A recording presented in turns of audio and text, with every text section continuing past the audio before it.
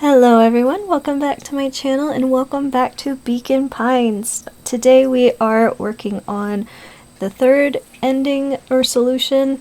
I know there's only one canonical ending. I don't know how many other natural endings there are where we would have to go back and change these badges. But today we're working on the third one. We're going to work on Iggy's other pathway represented here, so let's just go ahead and get into it.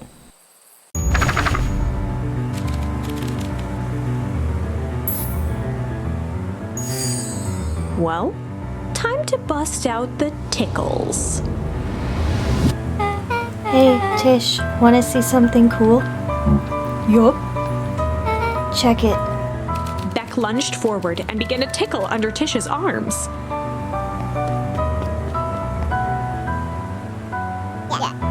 What the? Tish, is she tickling you? Yup. Yup. Yup. Tears began to form in Tish's eyes as she gasped for breath between gales of laughter. Yup, yup, yup. Beck redoubled her efforts until Tish finally had had enough. What just happened? She seems nice. Sorry for the interruption. I think you were just threatening us. Iggy's eyes darted around, a realization dawning on his face that he was now outnumbered. I just remembered. I have somewhere to be. See you around, new kid. Iggy kicked at the puddle before making his escape. Oh no. Oh no, not Beck. Whoa. What a little creep. Beck, I think you got a little ooze in your hair. Beck shook the ooze out of her hair as best as she could. Is it bad? Actually, it kind of looks really badass. It depends. What are your feelings about having a more mature, refined look? Oh god. Chapter 4. The Best Policy. Luka paused for a moment, catching his breath. He'd only just met Beck, and somehow he already managed to drag her into this mess. Hopefully he could make it up to her. But finding Rolo was his primary concern. No, we're just gonna let her go.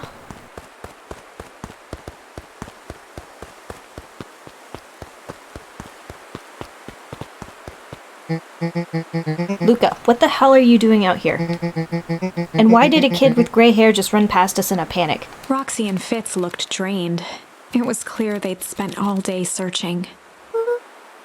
That's Beck. I don't care who she is. What happened? We were just helping look for Rolo. Luka, I need you to start telling me the truth. Roxy's temper could often be dismissed as the impatience of an older sibling. But this was the most intense Luka had ever seen her. Her eyes were wild and unfocused, looking straight through Luka. We're running out of time. In a torrent of rambled words and tears, Luka broke down. Rolo and I weren't just playing in Weepwood yesterday. We were investigating lights at the old Valentine warehouse, but someone was there in a strange suit. And we hid in a dumpster and had a heavy bag dropped on us. And I think it was a body. And so we ran, but we got split up. And I ran home, and it's all my fault. And now my best friend may never come back. Wow. Just wow. Roxy, still exhausted and angry, softened briefly as her eyes hunted the ground in thought. With a determined sigh, she looked up at Luka. It's not your fault, Luka. Rolo's gonna be okay. I promise. Roxy drew herself up. I'm gonna fix this. Luka, go home. But I want to help. This is too dangerous for a kid. I can't just sit around. I have to do something. Roxy tried to think of the safest place to send Luka. You go back to that little tree house you two like to play in. Wait there in case Rolo shows up. Sound like a plan? Luka wiped his cheeks and gave a quick nod. You did the right thing telling me the truth. It's the best policy. Now scoot. You really believe a story? What other option do we have? Things have been strange around here leading up to the festival. My dad has been acting weird lately. Well, weirder than normal. Looking into the puddle, Roxy rubbed her arms to warm up. Why is it so cold here? This place gives me the willies.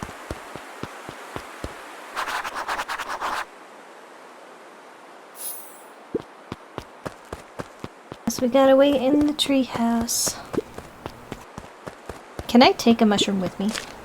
Take. Oh, it went away. I already talked to you.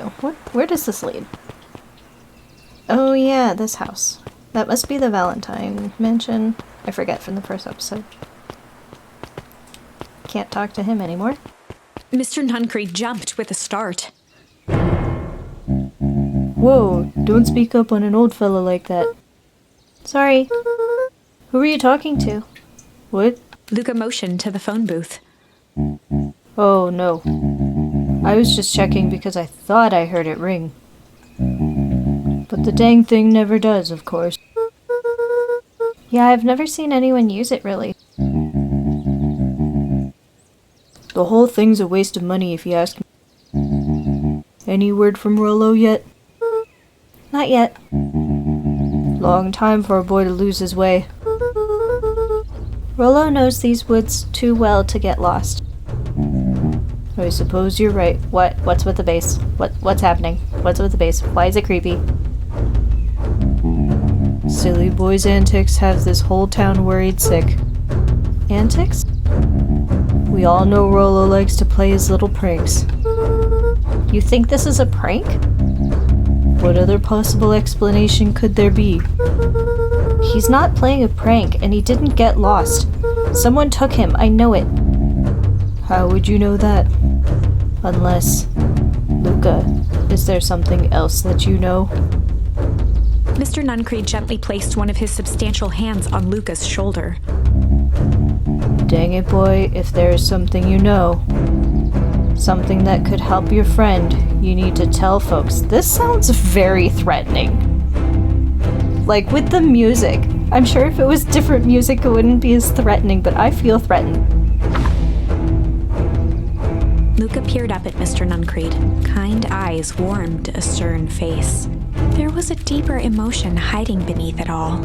It was subtle, but Luka could sense something eating away at him.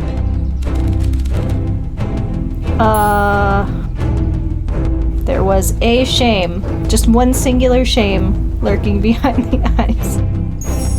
There was a shame lurking behind those eyes. A deep sadness. If Mr. Nuncreed was that worried about Rolo, maybe he could help. Yesterday, Rolo and I were messing around at the old Valentine warehouse. Mr. Nuncreed raised an eyebrow. Both of you? You were with Rolo when he went missing? Not exactly. I was hiding in the dumpster. The dumpster? What were you doing in there? There's like a growl in this music too. It's making me nervous. At first we were just looking around. Then someone in a strange yellow suit came and dumped something on us. We both got scared and ran. That was the last I saw him then. You got scared by some garbage? Well, that's why you don't go skulking in someone's dumpster. But it wasn't garbage. I think it was a body. I'm sure it was just some trash. No, there was a name tag. It said Deep Engineering. Mr. Nuncreed's shoulders slumped. I wish you wouldn't have said that. A deep sigh bellowed from his chest. Why did you have to? I tried, Luka. God knows I tried to keep you safe. Luka attempted to take a step back, but Nuncreed's hand clamped down on his shoulder. I knew I couldn't trust him. I didn't like him from the start. But you Van Horns just can't help yourselves, kid. You were all so close. So close to being done with this. With a firm shove, Nuncreed manhandled Luka into the phone booth. What are you doing? It's out of my hands now. The door latched shut with a mechanical hiss. Shit. As Luka pounded the glass, the floor dropped from under his feet. The inside of the phone booth was now a loose capsule plummeting at gravity's whim. Luka winced and pressed his hands to the walls. As he braced for impact, the capsule hurried to a surprisingly smooth stop. He felt a cold rush of air and opened his eyes with hesitance. Two large figures in hazmat suits occluded his view. Luka heard the deep, resigned voice of Mr. Nuncreed over an intercom. He knows too much. The end. Okay, well that was a really Wait. fast... No. This isn't the end. I know there's still much more. Somehow this went wrong. Okay, let's try something else. Okay, so that was a really fast ending, so we're just gonna go into a new one. So it looks like the next way to go is here. So this was down the path originally where Luka was without Rolo, and then he got unalived by the guy in the hazmat suit. Well, I assume he did, but who knows for sure. So we're gonna go down this one.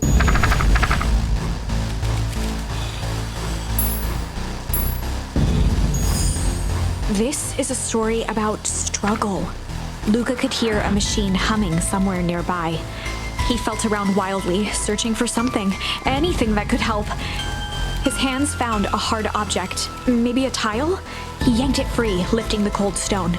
Let me go! Luka swung the tile as hard as he could at the shape that still held fast to his leg. He heard the crack of glass as the stone hit the assailant's mask. With a muffled yelp, the hand let go. Luka was free and scrambled to the door. He never looked back once on the long run home. Chapter 3. Everything's fine. The next morning, it was quieter than usual at the breakfast table. Only the sound of silverware and chewing interrupted the awkward silence.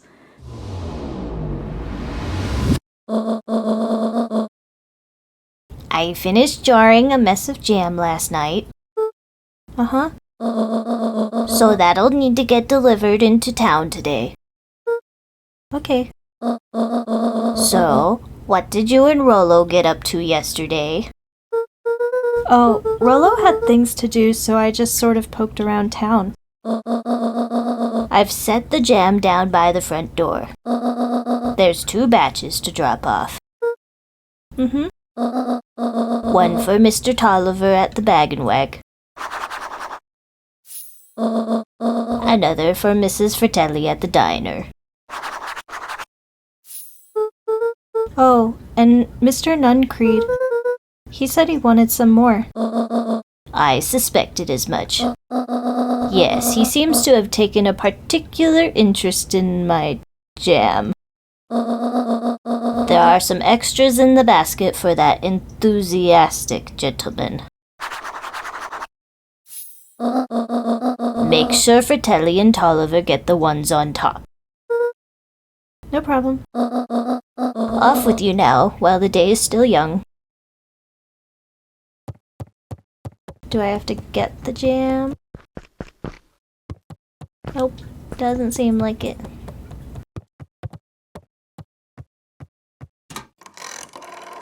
Oh, Granny's making a call.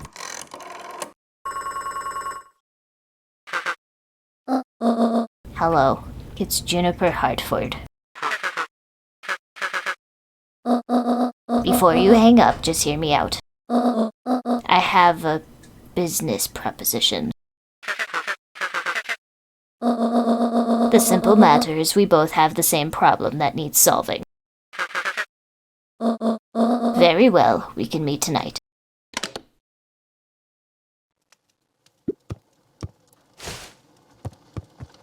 Yay! Okay, Sorry about yesterday. Roxy can be so annoying. But good news, no more boring chores for me today. Did you make it to the old Valentine warehouse? So, what did you find? Give me the dirt.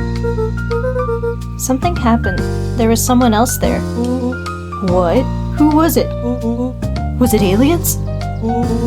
I knew it would be aliens. No. Zombies. No. Alien zombies? What else could it possibly be? Rolo. I've got to deliver these into town first. We can catch up after. Whoa, is it a whole thing? It sounds like a whole thing. Yeah, we shouldn't talk about it here. Meet me at the treehouse tonight. I'm not sure what this treehouse is that you speak of. Meet me at Mission Control. Roger that, Space Cadet. Look at me carrying the basket that's almost as big as I am.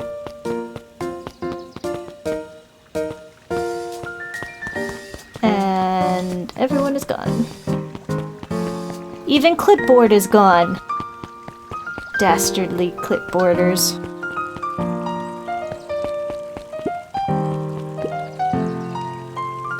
Mr. Wilder, Mr. Wilder, I trust you have a time to chat. Heiress Valentine, oldest of Sharper Valentine's children, and heir to the Valentine fortune, had a way of making questions seem like demands.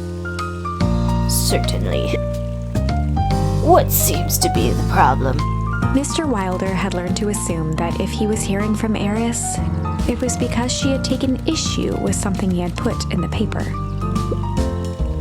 I couldn't help but notice that the front page of this morning's paper was consumed with stories about this silly festival. Well, yes. That is the news of the day. But there was no mention of the museum, nor the foundation through which it was endowed. I'm sorry, Miss Valentine. My readers are more so interested in this town's future, rather than any one family in particular.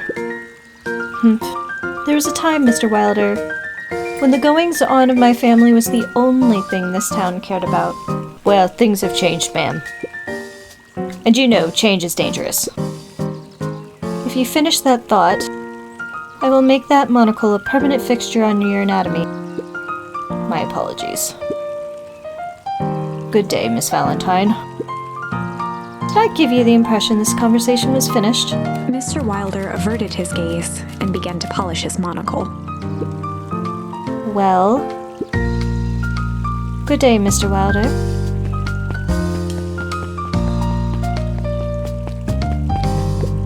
Wow. Alrighty then. Go to the diner first. Well, if it isn't my favorite little jam runner. Hey, Mrs. Fratelli. Look at you. She leaned forward and pinched Luca's cheek. You're all skin and bones. Is your gran not feeding you? She is, it's just... I understand.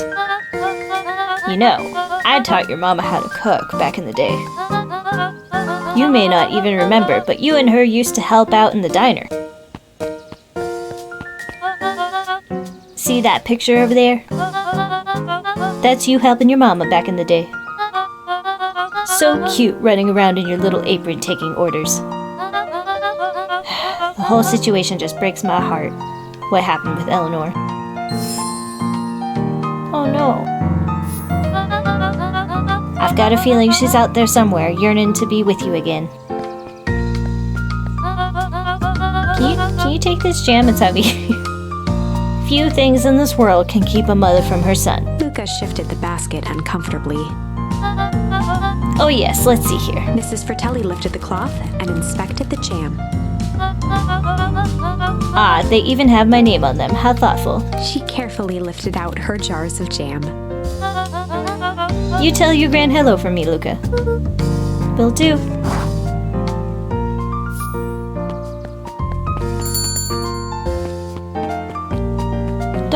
on. I want to say hi.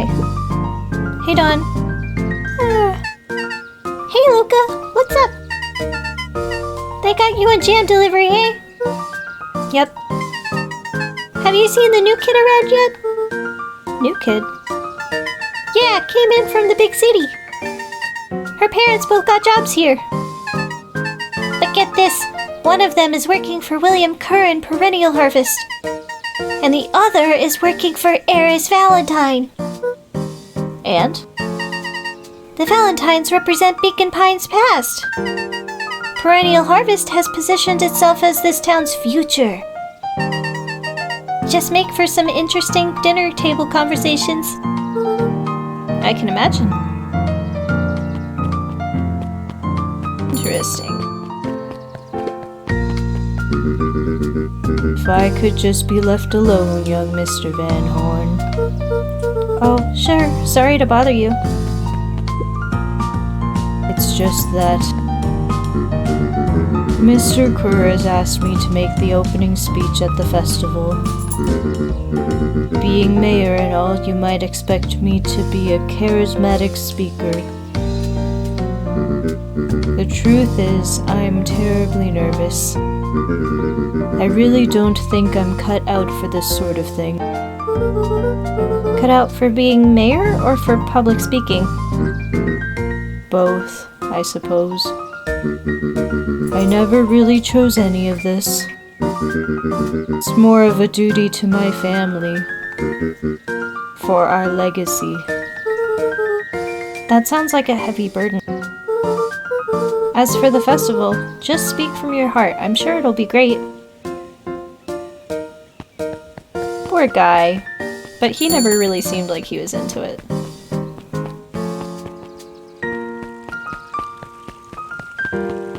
What do you have to say now, Miss Fortune Teller? Anger from the past, mistakes not yet made, and a glimmering hope for the future. He carried them all in equal parts everywhere he went. Oh heavens, what a burden to bear. Can't speak to you. Can I go up here? I can't speak to you, and I can't speak to either of you. Okay.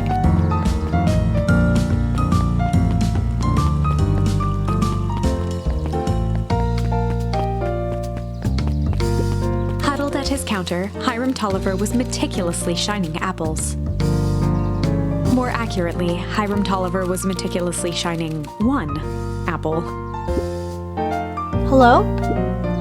With a yelp, Mr. Tolliver fumbled the apple, flailing at the air as it fell. Oh, sorry.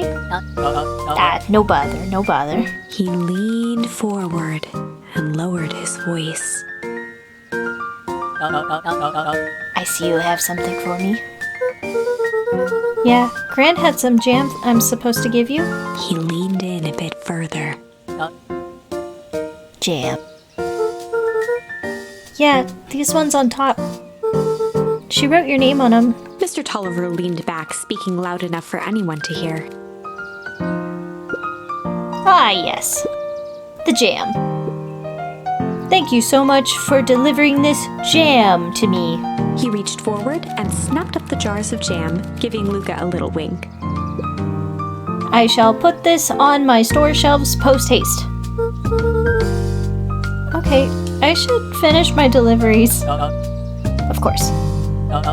Of course. He leaned in for a final whisper. Of course.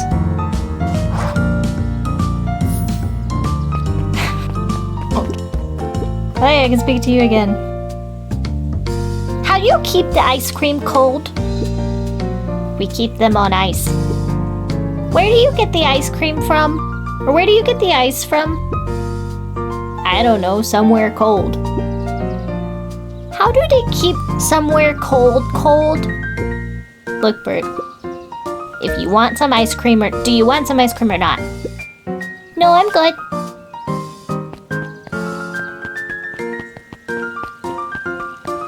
I'm curious. I wonder if the History Museum changes. Yeah, so fun fact, it didn't change at all. Onward and upward. Rather go in the library. Hey, Kato. Good afternoon, Luka. Can I help you find something? Maybe not. Try me. Well, there's been some weird stuff going on at the old Valentine warehouse. Can't say I know anything about the old warehouse. But empty hives don't stay empty for long. Huh? Kato motioned to the book in front of him. The more I read about bees, the more similarities I see with people. If a hive collapses and fails, it doesn't stay empty for long. A new queen will set up shop pretty quickly. So, you're saying it would make sense for someone new to start using the warehouse? Nature abhors a vacuum.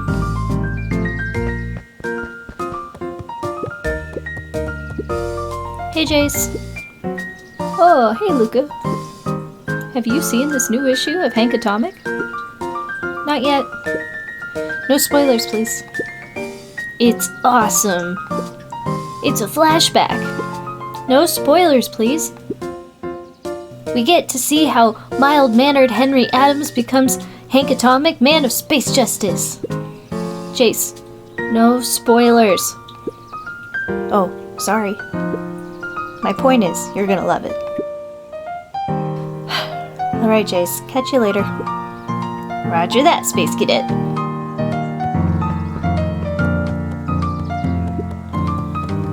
Oh, I There didn't see were this book. rarely any actual new additions. Simply a variety of existing content rotated into the front display each week. Not fooling anyone. Nerd, I read all the books. I had to know. I'm sorry. Got some jam for you, Mr. Duncreed. Luka, you seem chipper. Well, aside from being on a delivery duty, it's a nice day. Mr. Nuncreed eyed Luka for a moment, then nodded in agreement. I suppose it is. So, do you want your jam? Oh, right. Usually Juniper drops those off herself. I guess she's busy today. Anyway, this was my last delivery for the day. Oh, in that case, Nuncreed snatched the basket from Luka. I'll hold on to the basket until the next time I see your gran. I hate him. I hate him so much. He gives me icky vibes. Beck. Hey, you. Anchovies or pineapple? Pineapple? What? Don't think. Just answer. Pineapple? Good choice, Luka. Why? How old are you? 12? Perfect, follow me. Who are you? Anyone ever tell you you ask too many questions? Beck, you were the one asking questions first. Just try to keep up, okay?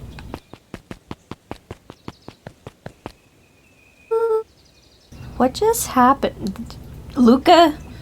My thoughts exactly, bruh. Well.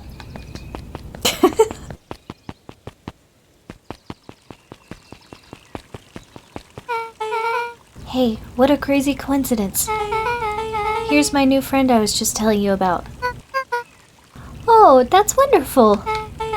Yep, we just hit it off. Oh, really? Get this, his favorite pizza topping in the whole world is pineapple. Oh, what is your new little friend's name? Beck locked eyes with Luka. The look on her face was equal parts expectant and desperate. Luka Van Horn, nice to meet you. I'm Nellie, and this is Ilona. We're Beck's parents. Beck gave Luka a quick nudge. Oh, yeah. Beck told me all about you. Already feel like we've known each other for years. So you both can stop obsessing about me making friends. Oh, darling, we've never doubted you. It's just that, for children with fewer than 5 close friends, the probability of a stunted development doubles.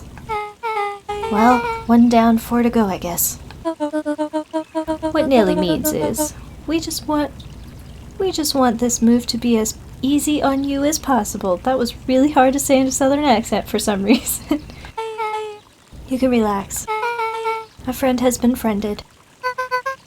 This calls for a celebration. Luka, you must join us for dinner tonight. Dinner? Wow, another coincidence. I actually already asked him, and he said he would love to. It's just wonderful. In that case, we should pick up some groceries. You two don't get into too much trouble now.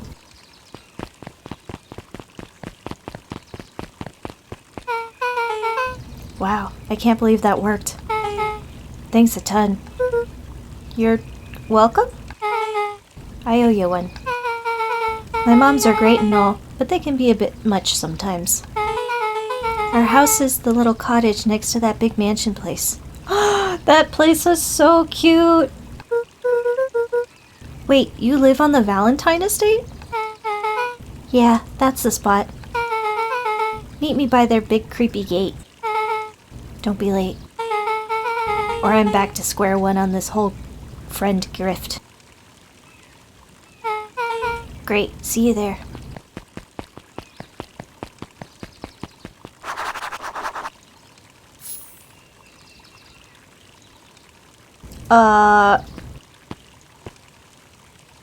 Well, it's not dinner, so I'm gonna I'm gonna go this way. I'm gonna go see Rolo.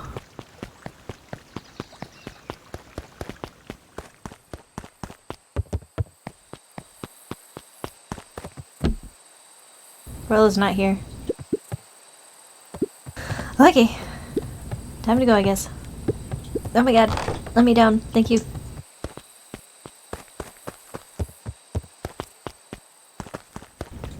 Do I go meet Gran and tell her that I delivered the jam?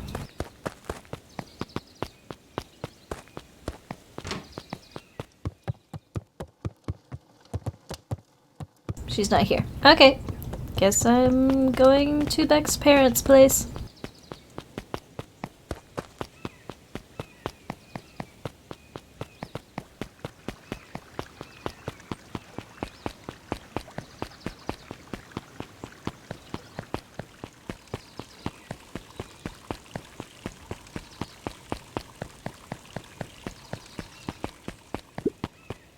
Who are you? Good morning, Geoff. Jeff.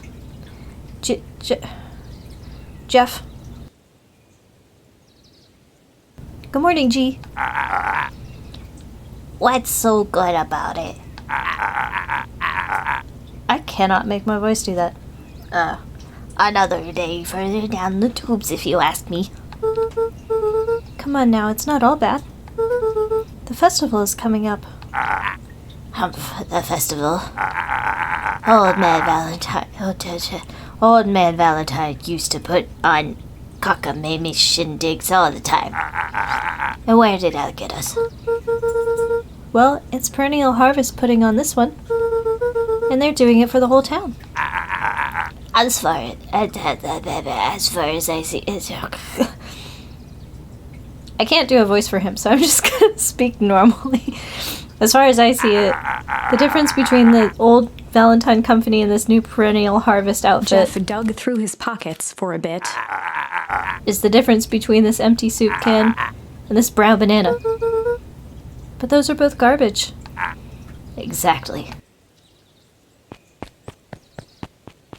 There was no way in hell I was gonna be able to make a voice for him that sounded like his text. Ho there, little buddy. What brings you to this neck of the woods? Oh, I was just wandering around a bit. I made a wrong turn, I'm sorry.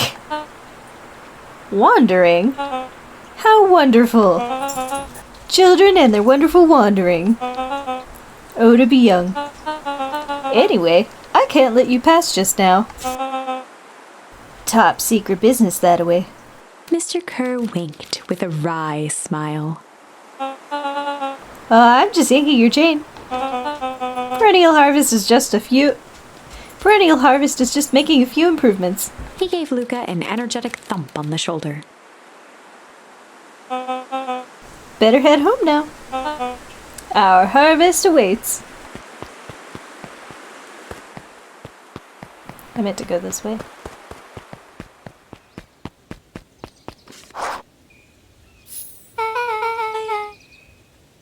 So, who lives in that house? Eris and Gus Valentine grew up there. And Solomon moved in a few years back. The creepy little kid in the vest? That sounds like the one. So, just 3 people live in that huge thing? I bet a bunch of shady stuff happens all the time in a place like that. Not really. The Valentines pretty much keep to themselves. So it's empty and boring? Pretty much. What a waste. My mom says it used to be way busier back before Sharper died. Before the foul harvest. Okay, that's like the 5th time someone mentioned this foul harvest thing. And you all use that same ominous tone. Eventually you're going to have to explain to me how that harvest got all fouled up. But we can't keep my parents waiting anymore. This way.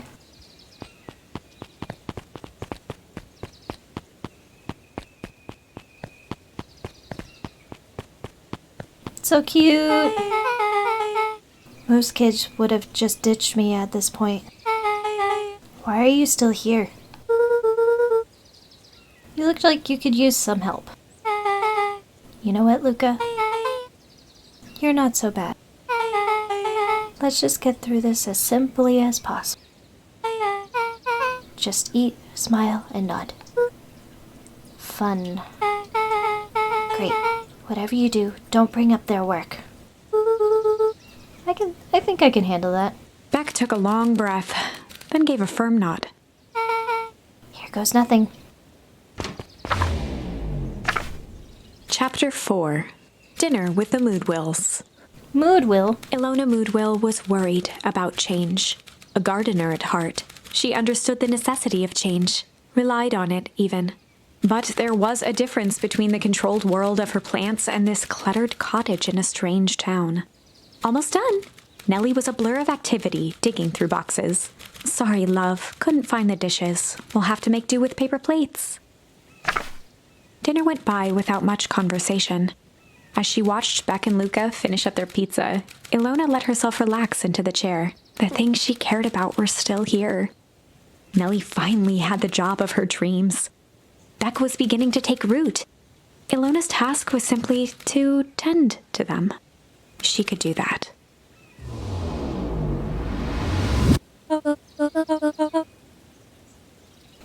So, Luka, tell us a bit about yourself. Where do you live? Oh, I live with my grandma. Over on the other side of the river. Your grandma? Where are your parents at? Beck, manners. It's alright. My dad passed away in an accident at the fertilizer plant 6 years back. Oh dear. My mom's been missing for a few months now. Like, missing? Luka's eyes were fixed to his plate, pushing a chunk of pineapple around with his finger. Nellie was the one who eventually broke the silence. Luka, how did you like the pizza? Oh, it was good. Very good. Normally we'd have put more effort into dinner. Ilona nervously gestured toward the boxes. We aren't fully settled in. And Beck had mentioned that it's your favorite. I'm sorry, are we just skipping the part where he said his mom was missing? Beck. I'm sorry, Luka. This move has us a little tired. Luka wiped his face with his sleeve. No, it's fine. So, Beck said that you moved here for work? Oh no, Luka, she said not to say anything about their jobs. Beck gave Luka a swift kick under the table. Ow. I mean, what brought you to Beacon Pines? Oh, you were right the first time. We're here for work. Nellie won't tell you this, but she's a brilliant chemist. I don't know about brilliant, but I do love it. She's brilliant. Perennial Harvest just made her the newest lead researcher of deep engineering. She makes it sound more impressive than it is. I'm just happy to get here. I'm just happy I get to make a difference in the world. Perennial Harvest is at the forefront of evolving agriculture into something more useful than sprinkling water and excrement on the ground. Luka glanced over to Beck. She seemed to be holding her breath. What Nellie means is, Luka, is that there are different ways to grow plants. Yes, some people talk to their plants and hope for the best. And some people happily leave their job to allow a loved one to pursue their dream. You swore you didn't. Beck slammed her fist into the table, perhaps harder than she intended. Hey, Luka. How about some dessert? I actually have to meet my friend Rolo soon. Luka glanced outside to gauge the time. The sky was darker than he expected, filled with ominous clouds. Looks like there's a storm brewing. I should get going. Oh, I didn't think there was any rain in the almanac. Yeah, almanacs aren't that useful around here. Luka wiped his mouth one last time with his napkin and started to get up. Thank you all for the pizza. It was really good. See you at the festival, Beck.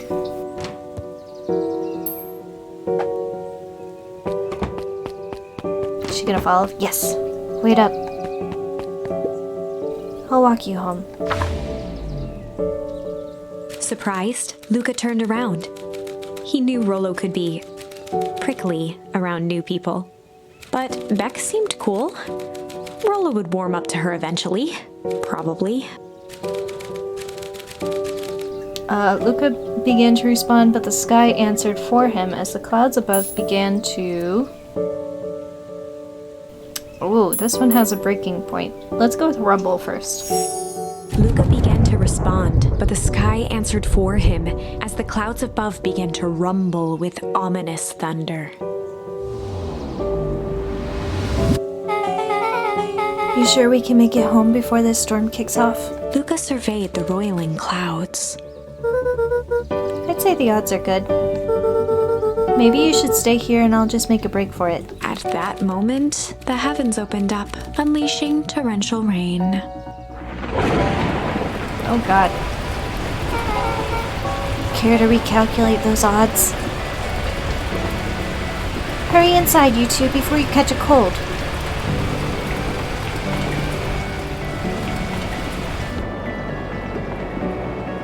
Luka, Nellie will keep trying to reach your gran on the phone.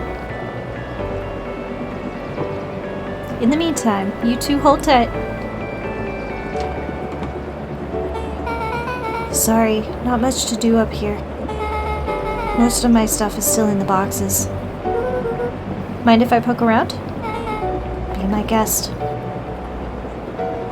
You gonna be nosy? You gonna be nosy? Luka squinted into the eye hole of the microscope. This looks weak. This looks wild. What is it? Gum. Gum? Luka adjusted the slide with his fingers to get a better look. I'm tracking the structural integrity of gum with increasing amounts of chewing. Chewed that one for 47 days. 47 days? You must have a jaw of steel at this point. Luka wiped his hand off on his sweater and gave a nervous laugh. It's weird, I know. Beck looked down, timidly tapping the ladder with her feet. You think it's weird, don't you? A little. But weird can be cool.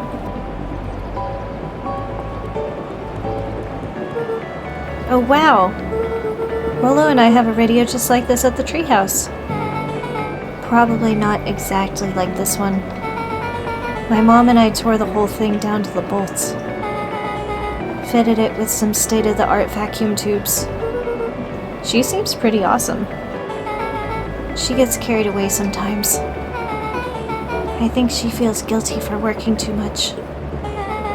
So when she does have time for me, she showers me with high-tech overcompensation. Luka flicked at one of the toggles. I bet you can get all sorts of stations on this. Not out here in the boonies. You wouldn't believe the stuff I could pick up back in the city. But around here, it's all farm reports and static. Ah, shucks. Luka bent down to examine the bouquet of wilting flowers. Judging by the odor, they were well past their prime. Pungent. Oh my god, there's so many The options. attached card. Happy trails from Coach Walker and all the Fairview Condors. Boy, you weren't kidding about poking around, huh? Oh, sorry, was this from your old school? The most recent one, yeah. Some schools gave me going away cards. Some did flowers. When they're really trying to feel good about themselves, they do both. So, you moved a lot? Yeah, that's the thing with having a brilliant parent. There's always a better job somewhere else. These flowers would last longer if you put them in some water. That's the sort of thing I would do if I cared. Well, you cared enough to keep them is all. Luka, can I ask you something? Of course. Nice. Dang, didn't that hurt? I'll be honest, that hurt more than I expected. Well, at least you look cool doing it. Beck took a moment to watch the rivulets of water running down the window. Do you ever feel alone? Like, even when people are around? Well, Rolo can be pretty absent-minded sometimes. I'm serious. Does it ever feel like your family doesn't care what you want? It didn't used to feel that way. I know Gran loves me, but sometimes when she looks at me, it's like she's looking at a problem. Luka took a deep breath, exhaling slowly. I know the feeling. How do you deal with that? Oh, I guess I haven't yet. But one thing my dad told me when I was little, don't hold a grudge, especially against yourself. If you try to hold it all in, you're gonna pop. So then, what do you do? When you don't know what to do? Dad never got to that part. Something I figured out on my own though. You gotta do something. Anything. Here. What are you doing? I don't know. Something. We're gonna register our complaints with the storm. Listen here, you miserable universe. Stop jerking me around. I just want things to go back the way they were. Everyone tells me it's gonna be alright, but that things are gonna change. Luka let out a feral scream that echoed into the night. Every time something changes, everything gets worse. Screw this town. Whoa. Let me try. Moving sucks. I hate it. I hate that I hate it. Why can't I just deal with it and be happy for my mom? Why can't we just stay somewhere? Blah. Her voice dropped to a trembling whisper. I just want to be a normal kid. Beck brushed off her shirt and straightened up. There. Wow, I actually feel a little better. As abruptly as it began, the storm abated. Thanks. I needed that. Me too. I should head out before the rain starts up again. Sure, I'll walk you out. See you and Rolo at the festival? Sounds good. Luka, don't let the universe jerk you around. Beck gave Luka a light thump on the arm before heading in. Chapter 5. Friendly Feud. The air was heavy with the hard rain's residue, the smell of wet things. Despite his dreary surroundings, Luka felt at peace. He'd never shared those details about his dad with anyone, not even Rolo. But it's not like this changed anything. Rolo was still his best friend. Adding Beck to the group would help balance things out. Everything's better in threes. This is what Luka told himself as he headed to the treehouse. Something tells me Rolo's not gonna like it.